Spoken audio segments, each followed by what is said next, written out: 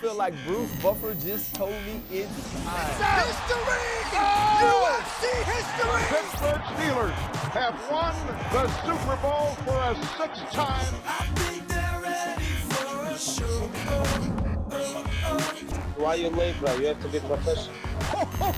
We are now joined by the greatest. DC, you broke my heart. DC always hates on you on this show. So now what? After you and I punch each other in the face, you gonna sit back down and play chess? No. To be with one of the greats, talking about a great sport, you can't beat that.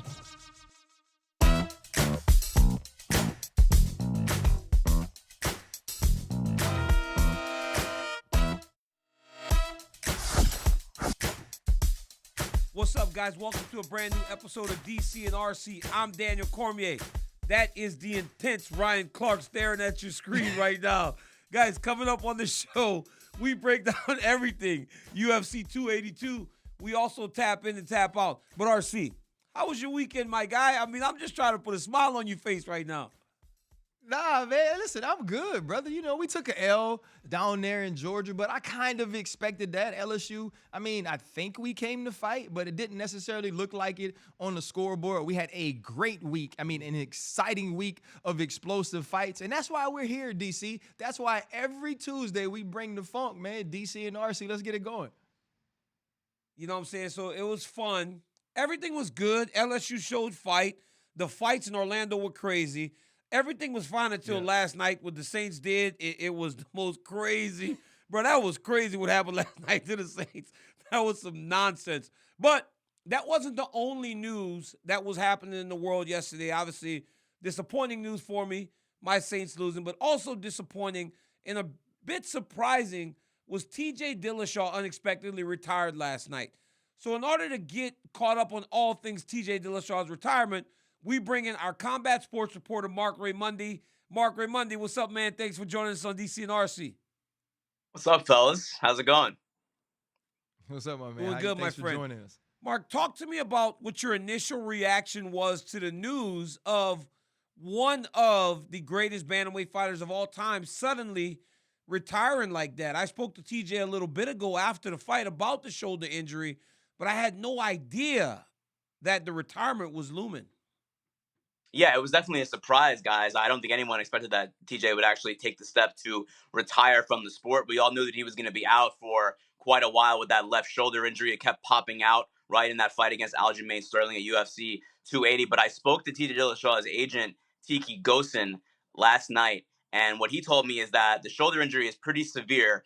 TJ had surgery a few weeks ago, but he actually may need another surgery. And that is kind of one of the things that is playing into the decision to step away from the UFC, focus on healing that shoulder up, maybe need another surgery down the line, focus on family. Of course, he's got a young family at home, and, maybe we see TJ Dillashaw down the road, but as far as right now, he is officially retired from the UFC, out of the rankings, out of the USADA drug testing pool, the whole deal. He is effectively and officially retired. You know, a lot of times you see UFC retirements or MMA retirements, and they're much like rap retirements, right? They're just people taking a break. Was there any indication from TJ or his agent that the door may still be open to a return to the UFC? Yeah, I do think that is a possibility. I think it really all just hinges upon the shoulder, right? How does the shoulder heal?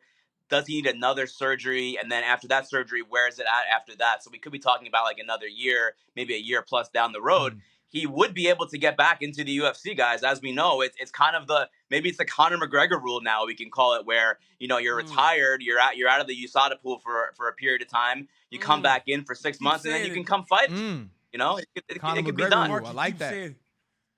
Marc, you keep saying it. You keep saying it, and I like. You saw me make a face whenever you first said he's out of the USADA pool, and then you say it again, and then we know that Dillashaw, who's one of my buddies, came back he came back from a suspension after doing some stuff wrong. Good. So I ask you this: by getting out of the USADA testing pool, with the door maybe open, does it open himself to alternative ways of getting healthy? Maybe, and I don't want to put you in a spot where you're like making assumptions, but it's like you keep saying he's out of the testing pool, so I gotta ask. I gotta know. Ryan got to know too. All right, well, that's his thinking phase. That's what he want to know. All right. Well, I thought you were trying to get a better look at my Macho Man shirt, DC. I didn't know you were making a face at what I was saying about USADA. But here's the thing. And look, I would never accuse anyone of anything without the proof, right? Or without any evidence. And there's no evidence of anything that Dillashaw is going to do or not. But here's a hypothetical for you guys, right? You leave the USADA pool, you're retired, right? You're not being drug tested. Yes. As long as when you return to the USADA pool again, and you do your testing for 6 months before competing, if you're clean in those tests, you're good, right? So it's okay. Yes. And I wonder if this is maybe a loophole. That's why I called it the Conor McGregor. Ryan noticed this. So RC noticed this. I called it the McGregor rule because I wonder if people are seeing what McGregor is doing. They're seeing what he's doing. He's staying out of the pool for now. And when he comes back next year, he'll probably be clean. What was he doing for the last year and a half? We don't know. Maybe he was doing nothing. We have no idea. But that's the whole thing. We don't know. And neither does USADA. And that is where maybe there is a loophole in the UFC and the USADA policy. Not saying anything is going on. I'm just saying it could be exploited by bad actors. This dude right here. Marc Raimondi, man. Look, Thank you for joining us. Hey, you said it. You teed me up. You teed me up. He ain't saying, but he just saying. You said See, it. that you guys are a bad Marc, influence. That's not me getting in trouble. You said Hey, it. let's look at the Macho Man. Macho Chris. I love I love the Macho Man shirt. I love the Macho Man shirt. I love 300-pound Macho Man too. So I'm glad USADA never tested the 300-pound Macho Man at the end of his career. But Marc, thank you for joining us, man. We really appreciate you so much, it. man. And see you soon. Thanks, guys. I appreciate it. It's an honor. Thank you, Ryan. But honestly, that's a very interesting, and I mean, honestly, that's why I made the face, right? Because when he said out of the USADA testing pool, Ryan, there are, and I'm, for lack of a better word, alternate ways to get healthy after suffering really, really bad injuries. And maybe by not being tested all that time, you can kind of go down that path without living under the microscope of USADA, because these retirements, like, it's fast. For it to happen that fast, it makes me wonder whether or not this might something that TJ might be trying to figure out how to come back from this thing. Well, you know, it was an extremely quick retirement when you look at what he was just fighting for. This wasn't one of those Khabib Nurmagomedov moments. This wasn't a Cowboy Cerrone moment where, you know, walking into the octagon, this is your last fight, or very well could be your last fight, right? TJ Dillashaw wasn't Frankie Edgar in his last fight. And so when you now sit back and you're sitting in your house and you're thinking about recovering from this injury, I'm sure many things go through your mind. And we can't put thoughts or words into or onto TJ Dillashaw. What we know is this, is now out of the USADA testing policy, he can get healthy in alternative ways if need be. And we also know the loophole is he can get back into the testing and 6 months later be cleared to fight. That's the way the rules work. And to me, in the sense of the way the rules work, he ain't wrong if he does that, DC. Like, if that's the decision that he makes. But I do believe his history, right, his history with performance enhancement drugs makes this conversation even more valid, makes this a conversation that I think will be had more than just on the DC and RC show. And to you, the fact that that conversation is happening, even if he doesn't return, how does the PED talk or the PED cloud hang over TJ Dillashaw being counted as one of the greatest to ever do it at bantamweight? You know, Ryan, that is why, and I think you know, when Marc starts to talk, I made a face, and I think that's why I made that face, because that's the first thing that popped into my mind. That last sentence you just made, the last statement where you said his history with it makes it a conversation. But the reality is, before TJ Dillashaw tested positive for that thing, he had built a resume as one of the greatest bantamweights of all time. He's a former two-time champion. Dude has 13 wins. Nobody's won more fights in this division in the history of 135. He was a tremendous striker, a tremendous wrestler. He had unbelievable cardio. And when him and Dwayne Ludwig started working together, the way that Dwayne's Bang Muay Thai system coincided and worked together with TJ Dillashaw and his skill set, it was a match made in heaven. and he immediately made his way up to a championship opportunity. And I believe that the most impressive thing I've ever seen him do was the night he beat Renan Barão to become the champion. Because people forget what Renan Barão was viewed as when TJ beat him. He was viewed as the greatest fighter of all time, one of the greatest of all time. He's viewed as the pound-for-pound #1. He was undefeated, or he had lost maybe one fight, that won almost 20-some fights in a row. Renan Barão was an absolute savage at the time, and TJ washed him out. And then they doubled it back, and he washed him out again in Chicago. The guy was as good as they came. But ultimately, the moment something like that gets attached to your name, people start to question how valid everything was prior, especially before USADA got involved in the UFC. So there will be a black cloud hanging over TJ Dillashaw, but the reality is if you were there in his heyday, you're always going to appreciate what you got to watch inside the octagon. Yeah, and I think it's not just about appreciation, DC. You know, I believe you knew you were appreciated. I think you understood the type of fandom that followed Daniel Cormier, the level of respect that both fighters and fans had for you. But I was there when you were inducted into the UFC Hall of Fame, and I could see how much that night meant to you. I could see how much that night meant to your family, to little Daniel. And if for some reason TJ Dillashaw isn't remembered in that way, I think that will always be something that he regrets, because even though you get kind of like the admiration from the streets, you want the admirations from the executives, from the people in the organization that you fought for, you bled for, you sweated for. And if he doesn't get that based on his PED history, I think that's something that will forever linger with him, and it will taint his legacy. But one legacy that I think hasn't been tainted is what we saw this weekend in Orlando. And it goes right to the main event. We got to see Stephen Wonderboy Thompson in his glory against Kevin Holland. And leading up to this week, even when we talked to Michael Chiesa, we talked about the matchup, the stylistic matchup, and getting an opportunity to see Wonderboy Thompson in his glory. And you mentioned the big ring. And I don't know if I've ever seen him better, DC, and not only be better, but a more exciting matchup than what we saw against Kevin Holland. When you look back at that fight and what we saw throughout the main event, what sticks out to you most? We got someone that made Stephen Wonderboy Thompson fight. And, you know, everybody spoke or speaks about him being a point fighter. He's a point fighter until he can't be a point fighter. If you allow him to stand outside at range and pick you apart, he'll stand outside and pick you apart. But if you make him get nasty, we saw last weekend that Wonderboy Thompson can get nasty, and it takes two to tango. So he had the right dance partner in order to make for what was a Fight of the Year candidate.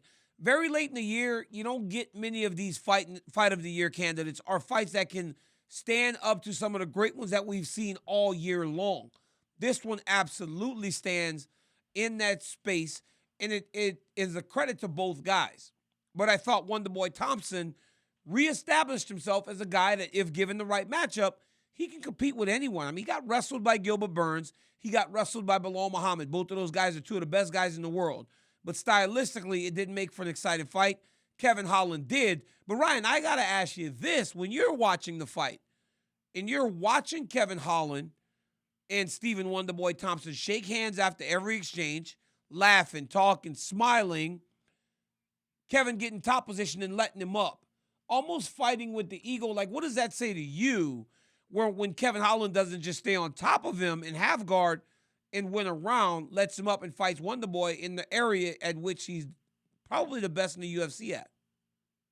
Well, I think, first off, that speaks to Kevin Holland not necessarily being comfortable on the mat either, and not necessarily where he wants to win fights, even though we've seen him with the strike off of his back knock a man out. And so, to me, he knew where the exciting part of the fight was for not only himself, but for Stephen Wonderboy Thompson and the fans. And, like, this is Kevin's personality. If you did this, DC, I'd be like, man, DC tripping. Like, we need to get him drug tested. But that's not necessarily who Kevin Holland is. And it was probably to his detriment. But I also believe that Kevin Holland is out of the space of fighting for championships. He's in a space of entertaining. He's in a space of giving the people what they want. And I think it's unfortunate that eventually the towel was thrown because of the broken hand that I believe was broken in the first round. But this is who this dude has now become. But I'm also excited that he had the right dance partner to give us the exciting rounds that he was able to give us. And I think what I also want to throw some light on and shed some light on is his toughness, DC. To fight with your hand like this, to take some of those kicks and some of those strikes that Stephen Wonderboy Thompson was able to land. Kevin Holland showed that he's not just exciting, he's not just entertaining, he's not just a stand-up fighter, but also tough as hell. He's tough as hell. I got to say this, though, and I don't know how this is getting, like, lost in the whole stoppage of the fight, but Michael Bisping said something in round 3. He goes, yes, it's fun. He goes, but that was the first time I saw Kevin Holland look as though he had a doubt cross his mind in regards to the matchup. But Bob Perez ultimately did go and tell the official that the fight was off. But, Ryan, that decision was not made by Bob Perez. Kevin Holland made that decision.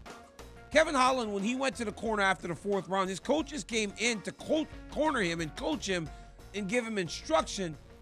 And he said, I can't. And he said, take the glove off me. Kevin Holland made that decision. So that was him, at least to my eyes, saying, I'm losing this fight. My hand's broken. I'm going to live to fight another day. And recognizing that in that moment. Because it sounds better when they say the referee, the coach threw in the towel. But the reality is the fighter made a decision, a conscious decision. And ultimately, you recognize that the coaches work for the fighter. And I don't know why anyone has not isolated that audio after that round to where we can like shed some light on what really happened out there. But Bob Perez never fought him on it. He said, you know what? It's over. He went to the corner right away, told him it was over. But that was Kevin Holland made that decision that the fight was done. And I believe it was the right decision because nothing was going to change. Wonderboy Thompson was only getting better and only getting stronger. So as much as we want to give credit to Kevin Holland and the way that he stood up to being tough, the only time, Ryan, I told this to the guys on broadcast, the only time we talk about someone being tough and durable and we laud their heart and their spirit is when they're getting beat up, right? When it's a close fight, you're never really talking about, oh my goodness, how tough is this guy?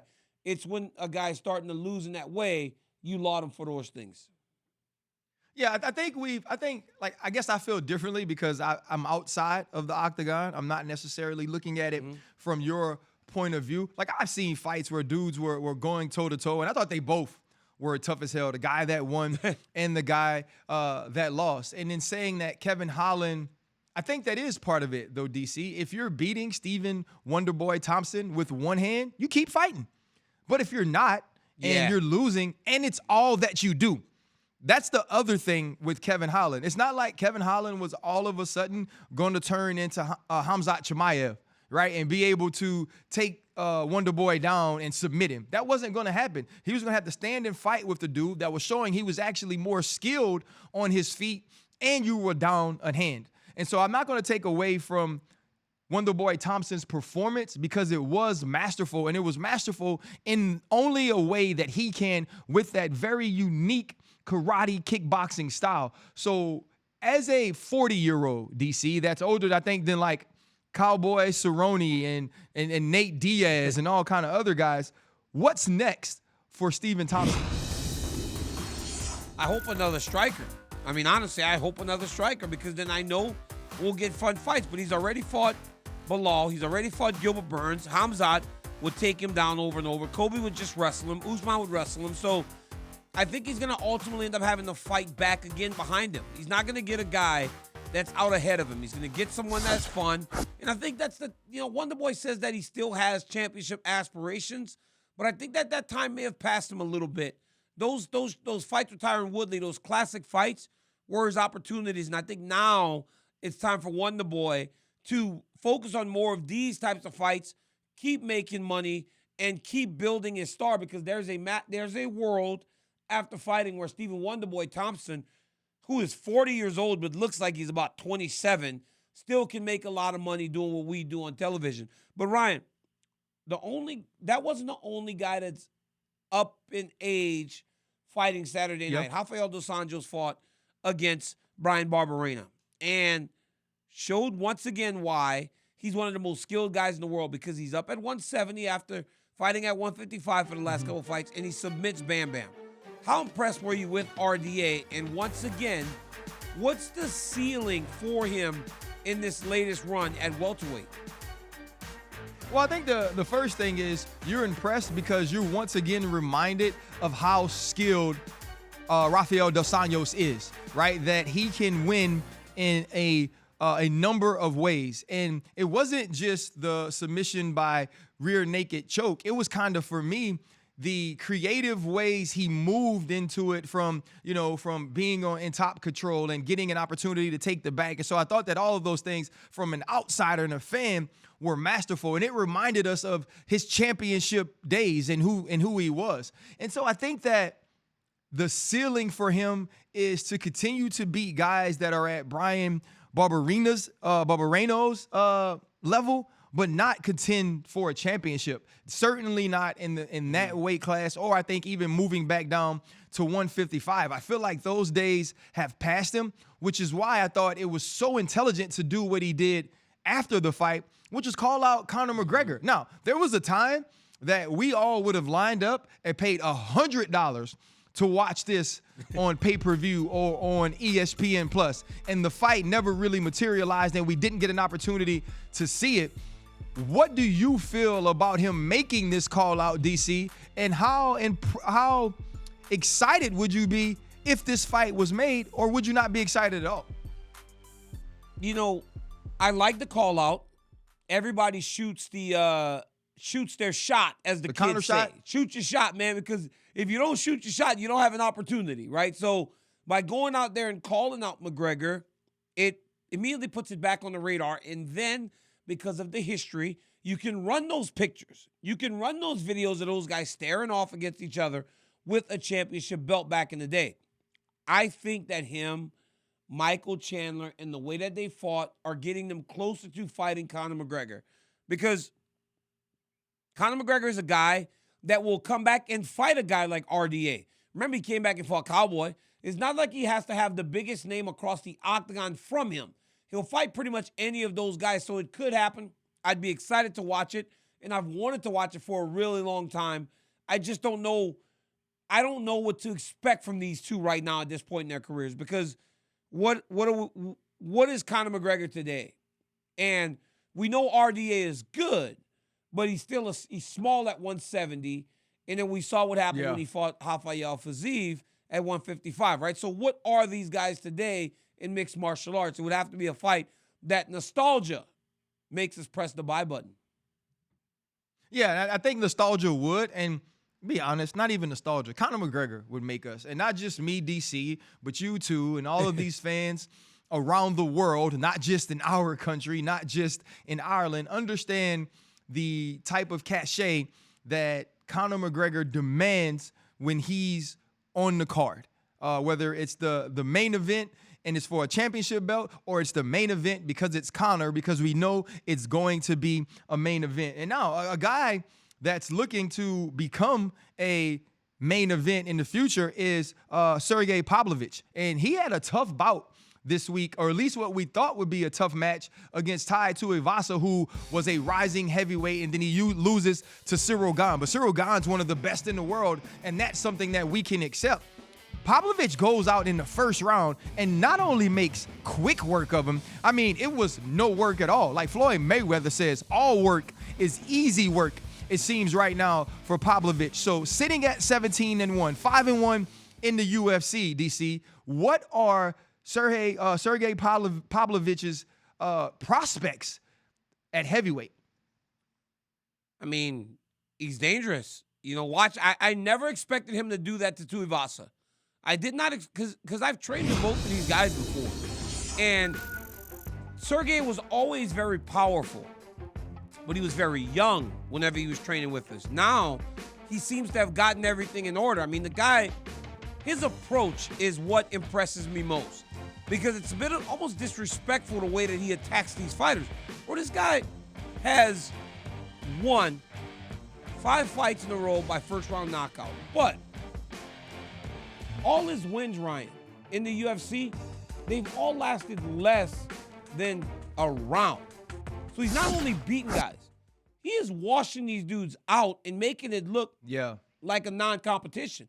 The only fight this guy's lost was his UFC debut against Alistair Overeem, one of the greatest strikers of all time. I believe that he's very dangerous. I believe that the right matchups will allow for him to really move quickly into championship contention. I think next fight, we may see him against a Cyril Gane. And if he fights Cyril Gane, we would have a lot of questions answered about Sergey Pavlovich, because I cannot for the life of me think that he would walk through Cyril in the way that he's beaten everyone else.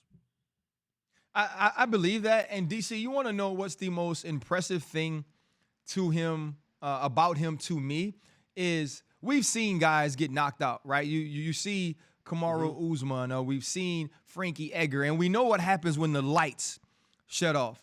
But a lot of times when you're fighting at heavyweight, the lights don't shut off right away. And we're watching Pavlovich make dudes wilt.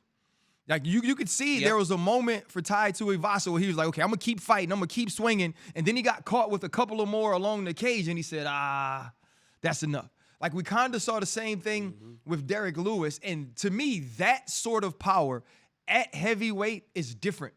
You don't see it all the time with these big, tough, rugged men to have this happen.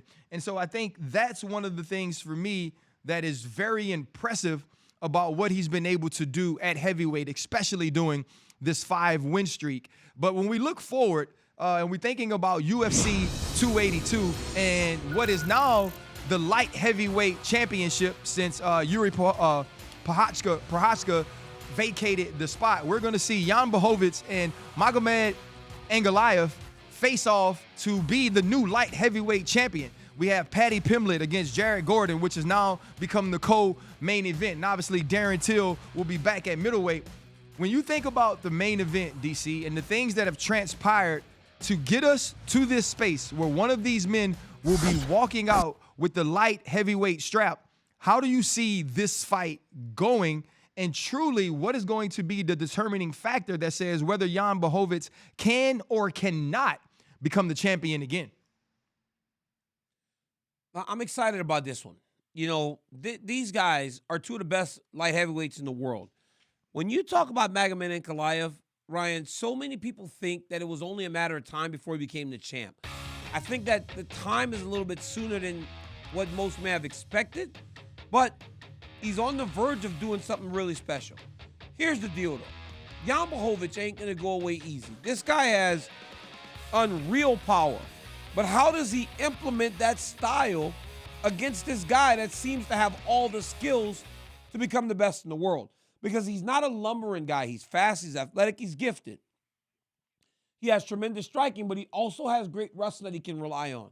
How does Jan Blachowicz approach that challenge? And how does he handle a guy that's trying to take him down over and over again? We saw him in the Glover Teixeira fight not do well. We've also seen him fight guys that have wrestling backgrounds and do extremely well. Let's see how the former champion handles that. And I think that this fight and this matchup makes it very valid if Ankalaev becomes the champ, where people don't look back and go, well, he didn't beat Yuri. You beat Jan Blachowicz and you beat him impressively. People won't question that. And the same can be said for Jan. Yeah, I believe that. I think no matter what, we understand that things change so fast in the UFC that if one of these men win this fight and it is a close fight and we don't feel like it says that they're the best in the world at 205, there's going to be another fight on the horizon against a Yuri, against a Glover that says, okay, now you have to show us and go out here and do it again. What is known is these are two of the best light heavyweights in the world, and they'll be facing off for a vacant belt. And I think both of these men will bring their A games. And Jan Blachowicz understands what it is to fight at this level and how well he has to do. But what's crazy about this fight, DC, is it was a 3-round fight, and now the fight has moved to 5 rounds. And, you know, we've seen Jan Blachowicz have his opportunities to fight 5-round fights and to be in this sort of arena or in this sort of pressure fight. Does it change anything about your training Or how do you have to change your focus and mental now once you add 2 more rounds or add the championship round to a fight? You know, Ryan, I think it changes a little bit, but if you're getting ready for a 3-round fight, you shouldn't just be sparring 3 rounds. You should be doing 5. You should be doing 6, right? You're usually doubling up the rounds that you're fighting. So I feel like these guys have already been sort of preparing for the long fight because you don't know what to expect, so you do more. The biggest worry for an athlete is the fear of not knowing what's out in front of them. So you over-prepare. So, Ryan, if you know a strategy for a game and you say, man, I'm playing Peyton Manning and I've never really played him before, you'll look at that playbook a little bit more to try to ensure that you're not going to be lost anywhere out there. That's what these fighters do.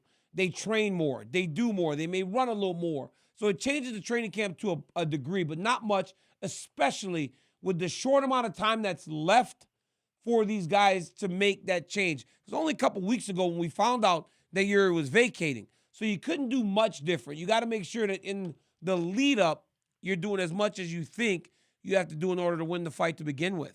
You know what? Honestly, DC, that makes a ton of sense that these guys would be preparing for what they expect to be one of the most grueling fights that they've had in their careers. And I guess the small change of moving it to the championship round. Shoot, DC, it only matters if you get past 3 anyway, but you would have been preparing or over-preparing for a fight that goes 3 rounds. Now in a fight the same night, DC, that's been moved to the co-main event, we have one of our favorites, Paddy Pimblett, and he's really taking a huge step up in competition, DC, fighting against Jared Gordon. So what can we expect from our young, brash, exciting star, Paddy Pimblett, on that night?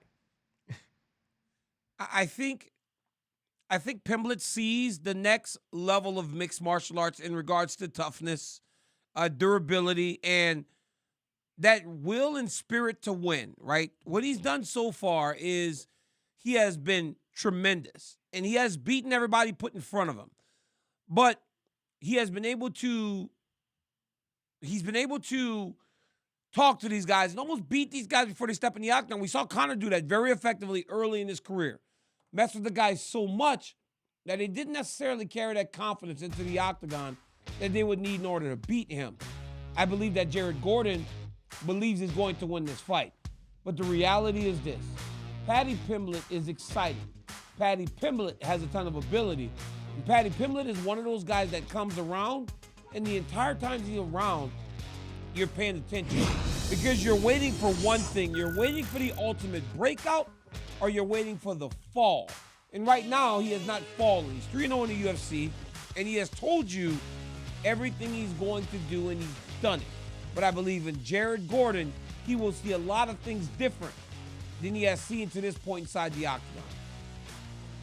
Yeah, I think, it's so crazy that Paddy Pimblett is now stepping into the octagon against a dude that was in the octagon with Charles Oliveira years ago. And now I know it wasn't like this Charles Oliveira, and it was a knockout early on, but that is a step up in competition and also in experience for Paddy Pimblett in the UFC and in mixed martial arts as a whole. All we've seen from Paddy Pimblett is him answer every single question with the opportunities that he's been giving, and this is obviously the biggest one that he's had. We've seen the dancing, we've seen the fun, but we've also seen the marksmanship. We've also seen the wrestling. We've seen the fighting through adversity. But this is going to be the biggest stage he's ever been on, especially being the co-main event on a pay-per-view. And so when you think about Paddy Pimblett and what he has to gain and lose in this fight, DC, how much pressure is on this young star?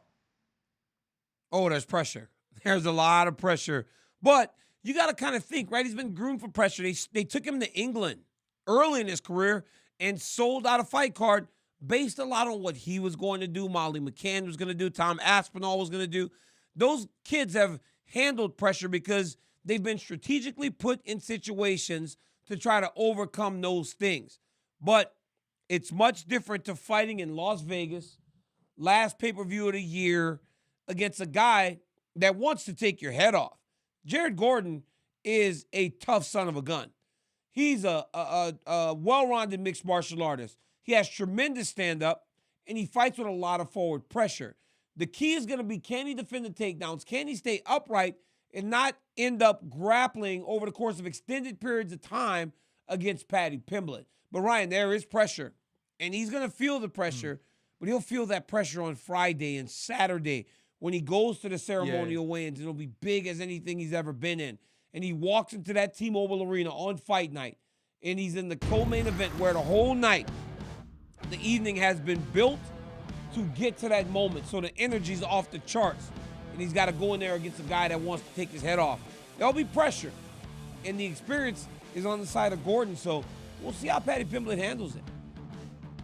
Well, I think it'll be fun to see Paddy Pimblett in this sort of atmosphere, but I think him having the opportunity to be such a big star, kind of having fame before success in the UFC, has built some of these nights for him, understanding that he was the main attraction when they fought across the pond, and some of those different things that have put Paddy Pimblett kind of in the forefront of the fans, of the UFC, of the nights. I think it helps him going into this fight against Jared Gordon, even if it is a strong move up or a big move up in this competition. We're also going to get an opportunity to see Darren Till back in the octagon against Du Plessis. And when we think of Darren Till, he's kind of become, at least now, DC, more famous for his relationship with Khamzat Chimaev and kind of some of his antics and the things that he's done than fighting. But this is a good fighter. This is a good fighter that's had, a tough go of it in his last 4 or 5 fights.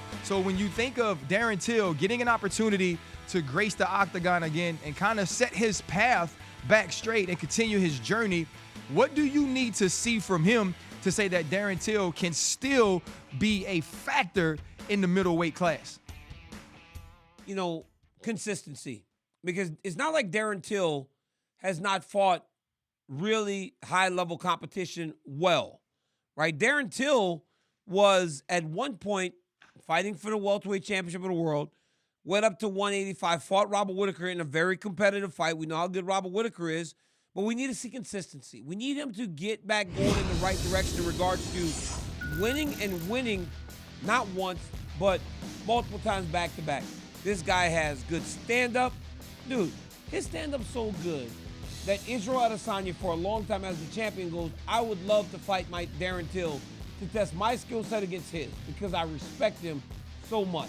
But, dude, Dricus Plessis is tough, and he hits so hard. My only concern about this matchup for Dricus is that he tends to overextend. And if you've watched Darren Till fight, he's very good in the in-between. When I say the in-between, I say as you're throwing and you're blitzing, he is throwing in between those combinations. He's really good there. And I wonder if Dricus and his team have worked on that to the point that he can shore up some of those holes and openings that he tends to leave whenever he's trying to get his offense off on his opponents.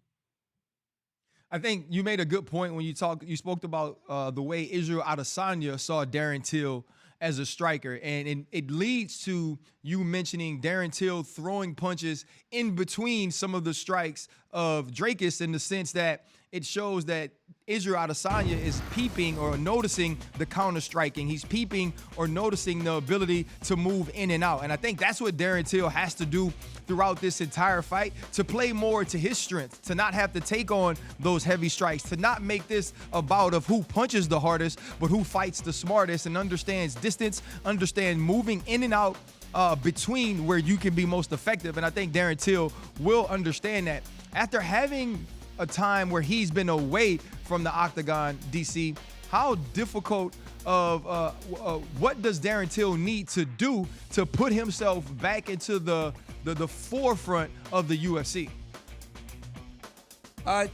It's going to take some work, right? The one thing about Till is he's very popular. People still recognize him. And honestly, before Leon Edwards became the champ, Till was still the most popular English fighter because he's recognizable and he's got a big personality. I can't tell you how many times Till has come for me on Twitter. He's a character. But the reality is the character only gets you so far. You've got to win fights. Darren Till has that skill set. He's training out of Sweden now with those guys like Khamzat and Andreas Michael and the whole team at All-Star MMA. He has to implement what they teach, and he has to do it in a way that reminds everyone who Darren Till is and was between 170 and 185. And he's still young enough to make another run towards a championship opportunity. But it all starts Saturday. And if he can't get past the Plessis, it might be over for the time being for Till, but it would skyrocket Dricus up the rankings into very, very important fights. Yeah, I mean, you think about Darren Till being 6-4-1. Four of the last 5 fights are losses, and it's like you get in, you skyrocket, you're on a meteoric rise, and then suddenly you crash into the earth. And so now he has to fix that and get that trend moving upward. And I think that's very difficult, especially against a guy as dangerous as Dricus du Plessis is. But you know what time it is, DC. I was here early. You took a while. I guess you were trying to get all your stuff set up. But now Jake is on the God mic that he was testing way before the show started, and it's time to tap in or tap out. All right, guys, during Friday's weigh-in for Fight Night, Matt Schnell stepped on the scale overweight. He went backstage, shaved his head, and made weight. So DC, tap in or tap out, doing whatever you can to make the weight. Hey, you want to ask me that? I mean, RC, you really asking me that? Hey, he should have asked, is it okay to cheat when you're trying to make weight? DC, hey, DC, what's funny about this, though, is like, it's so obvious. They just wanted you to fight, bro. That's all that is. And it's more crazy to me that in your cheating and you're wearing your drawers, like you missed a man like hugging you from behind you. Like that's what's more crazy to me, bro. I was butt naked, dog. I had no drawers on. That was my strength coach, bro. My strength coach was just happy I made weight. His name is Chris Camacho, dog. He was so happy he hugged me butt naked. But the reality is this. Of course you do anything to make the weight. But RC, like, have you ever seen anybody cut that much hair off? It was like 0.3 pounds of hair. I've never seen it weigh that much in my entire life. He lost 0.3 by cutting off his hair. Well, he also cut his chest hair, DC, which is more impressive to me. So I 100% tap in on doing anything it takes to make the weight. And if you have that much chest hair, you probably should have just shaved it before the weigh-in. Corporate Jake, you're up. Jake Paul recently challenged Paddy the Baddy to a 5-round sparring session following Paddy's fight this coming weekend. If Paddy were to win, Paul would award him $1 million. RC, tap in or tap out Paddy sparring Jake Paul for a potential $1 million win. So I tap in. That's first off. I tap in, but I tap out on the fact that I don't get anything unless I win. For me, you got to pay me to show up. Yep. So if I show up and I get like 200 G's, and then if I win, I get $1 million, I do it. But I'm not doing it for free. Like I'm not fighting this fight and then going practice. I'm not doing that. So you tell me I get money for showing and then I get the whole meal for winning, then I'm in. If not, hell no. Man, I tap out, man, because this dude be playing. RC always talk about like, he always throws like these large sums of money out, but there's always a bit of a reel in, right? Like this dude, Paddy Pimblett's gonna fight on Saturday and he's challenging him to a spar match on Monday. It's like, but like if you want to do it, like you said you want to spar him, give him the mill. Give him the money. Like it don't matter if why does he gotta win? It's a sparring match. Like sparring, there's no winning and losing. You give the dude the money, he'll show up. Who knows who wins? Of course he'll do it. Like, yeah, like come on, who cares who wins? You want me to spar you 2 days after a fight? I'm fighting at 155, right? So it's not like he's gonna be that big. Dude, pay the dude $1 million or I'm tapping out. Like, yeah, tap out, man. All right, guys. Jake. After doing a face-off at the PFL Championships, Aljamain Sterling confirmed his next title defense will be against Henry Cejudo early in 2023. So, DC, tap in or tap out, Cejudo getting an immediate title shot in his return. So Dominic Cruz got mad at me the other day because I always talk about Cejudo. And I say Cejudo comes back into a title fight because he never lost his belt. Cruz thinks that he ran away.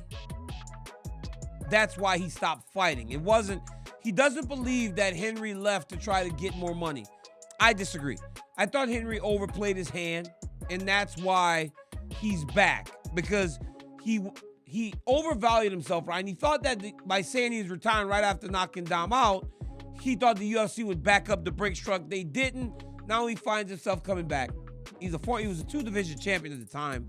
Or did he not? Did he retire after Dominic or Dillashaw? I think he had both belts whenever he retired. So it's like the guy should get a championship fight. I believe it. And I believe it's going to be a fun fight. And the guy's a winner, man. The dude's won his entire life. So, yeah. I figured he would walk into a championship opportunity. But, RC, you remember when Aljamain Sterling tried to say, I'm not back until July? And I was like, yeah, let's see if that stands. Like, them dude, you don't get off that long, bro. You coming back in March, man. Hey. Yeah, money talks, and the UFC can push you into what they need you to do because those belts have been vacated now. And I tap in on this. Henry Cejudo was on top of the world when he decided to leave the UFC. I agree with DC. He overplayed his hand, but now in coming back, why do you waste a Henry Cejudo fight on a warm-up fight? Get it right away. If Aljamain Sterling dominates, then he just dominates. But now it validates who Aljamain Sterling is. And if Henry Cejudo comes back close to what he was, at least we get a great fight. Corporate Jake, RC, give us some. You got to think about this, right, RC? Wait, hold on. You got to think about this too, RC. Like, it's not like if you put Henry just in a tune-up fight, it really matters because they didn't pay him the money he wanted because he didn't move the needle like he expected the needle to be moved. So you might as well put him in a championship fight where you could couple that fight with something else to try to move the needle. So yeah, man. Sorry, Corporate Jake. Let's move on. Strawweight champ Zhang Weili recently stated that it is a must for her to eventually move up and take on current flyweight champion. Corporate Jake, that's the problem. Corporate Jake, that's the problem. You know, like, yeah, that's why everybody mispronounces Zhang Weili name. I know. Because you come up here and say Zhang Weili. You can't, Corporate Jake, you can't be doing this, man. You got to say it right if you on the God mic. Zhang Weili, man. Put some respect on the champ's name, Corporate Jake. Don't turn that mic off now. Apologies. Turn it off now. Strawweight champ Zhang Weili recently stated that it is a must for her to eventually move up and take on current flyweight champion Valentina Shevchenko. So DC, tap in or tap out on that potential super fight. There we go, my boy, Corporate Jake. He shook back. He shook back. No, yes, I tap in. Because, bro, like, do you think, Jake or Ryan, that we're going to see a strawweight, be able to compete with Zhang Weili right now? We've seen her lose before to Rose Namajunas, but outside of that, she's been pretty dominant. And the way the division has been moving, it would seem as though, and we talked about this right after she won the belt, it seemed like she would bring stability to this weight class. If she's able to do that and defend the belt a couple times, I would absolutely love to watch her fight Valentina Shevchenko. But I'm not letting the champ off the hook just yet, RC. Valentina needs to give Tyler Santos a rematch before she starts looking at fighting other champions because of the way that fight was playing out before.